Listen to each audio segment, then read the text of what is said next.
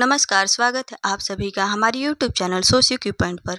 तो आज के इस वीडियो में हम लेकर आए हैं विवाह से संबंधित नियम, जो कि हमारे समाज में हमारे आसपास सभी जगह पाया जाता है, लेकिन इससे संबंधित हम लोग को जानकारी नहीं होता है कि इसे हम लोग कहते क्या हैं।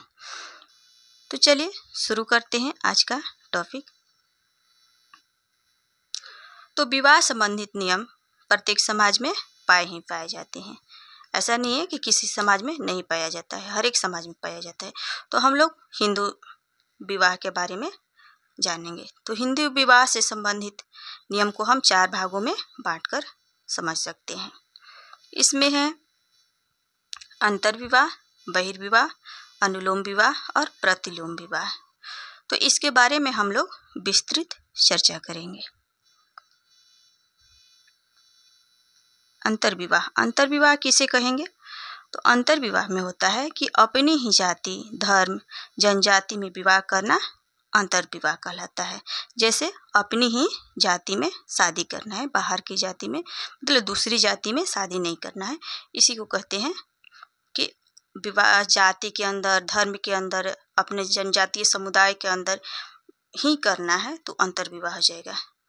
तो बहिर्विवाह किसे कहेंगे? तो बहिर्विवाह से हमारा तात्पर्य होता है कि जिस समूह के हम सदस्य हैं उससे बाहर विवाह करें, यानी कि दूसरे समाज से अपने जीवन साथी ढूंढना है।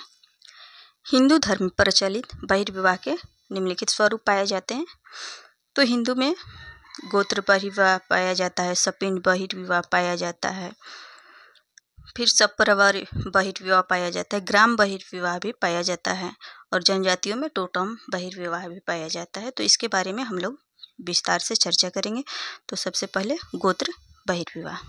तो गोत्र का समान अर्थ उन व्यक्तियों के समूह से है जिनकी उत्पत्ति एक ही ऋषि पूर्वज से होती है। तो आम भाषा में हम लोग गोत्र शब्द का अर्थ क्या समझते हैं?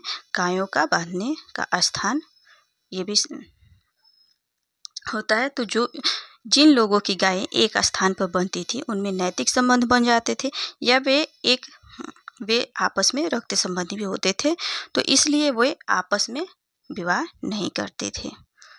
तब से ये प्रथा जो है हमारे यहाँ चलती आ रही है गोत्र बहिर्विवाह की। सपिंड बहिर्विवाह, ये क्या होता है?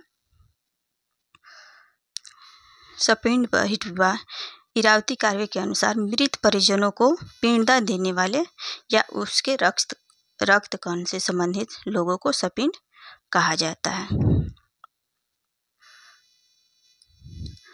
और मिताक्षरा के अनुसार वे सभी जो एक ही शरीर से पैदा हुए हैं सभी आपस में सपिंड कहलाते हैं।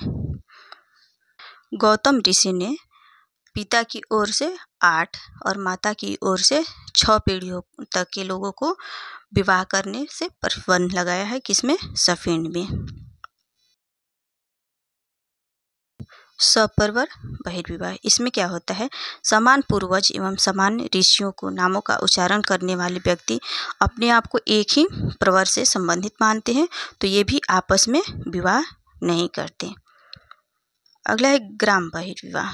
ग्राम बहिर्विवाह जो हमारे समाज में तो चलता ही, काफ़ी पुराना ये है, काफ़ी प्राचीन है, और यहाँ तक कि पंजाब और दिल्ली में तो उस गांव में भी विवाह वर्जित है जिसकी सीमा हमारे मतलब उनके गांवों के पास की सीमा पे लगती है, तो उनमें भी विवाह नहीं होता है। अगला है टोटम बहिर्विवाह। ये क्या होता है? टोटम बहिर्विवाह कि टोटम, पहले जानते हैं टोटम क्या है। टोटम कोई भी एक पशु, पक्षी, पेड़ पौधे अथवा निर्जीव वस्तु हो सकता है जिसे एक गोत्र के लोग आदर और श्रद्धा की दृष्टि से देखते हैं और उसमें आध्यात्मिक संबंध जोड़ते हैं। तो टोटम पे विश्वास करने वाले लोग जो हैं परस्पर भाई बहन समझे जाते हैं, अतः वे आपस में क्या होता है कि विवाह नहीं करते हैं।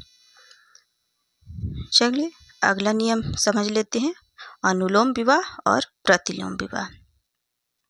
अनुलोम विवाह क्या है?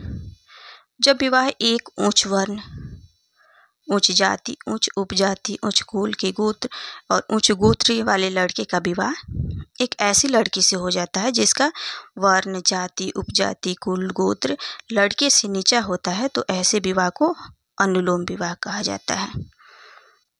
अगला है प्रतिलोम विवाह। प्रतिलोम विवाह क्या होता है कि ऐसे विवाह में, इस प्रकार के विवाह में लड़की का जो वर्ण होता है, उच्च वर्ण होता है, उच्च जाति, उपजाति, कुल, गोत्र, ये सब उच्च होता है, लेकिन लड़के का जो कुल होता है, जाति, वर्ण, उपजाति, ये सब होता है लड़की से नीचे होता है, तो इसे प्रतिलोम विवाह कहते हैं। तो हिंदू शास्त्रों ने इस प्रकार के विवाह को निषेध ही माना है, बल्कि इसका विरोध भी किया है हमारे शास्त्रों ने। तो प्रतिलोम विवाह से उत्पन्न संतान को मनु ने तो क्या कहा है, चंडाल कहा है। इस प्रकार से प्रतिलोम विवाह से उत्पन्न संतान को मनु ने चंडाल कहा है। लेकिन जो हिंदू विवाह अधिनियम 1955 के द्वारा अधिनियम बनेगा, उसके अनुसार अनुलोम विवाह और प्रतिलोम विवाह दोनों विवाह को ही वैधता प्रदान है। मुझे आशा है कि आप सबों को हमारा ये क्लास समझ में आया होगा।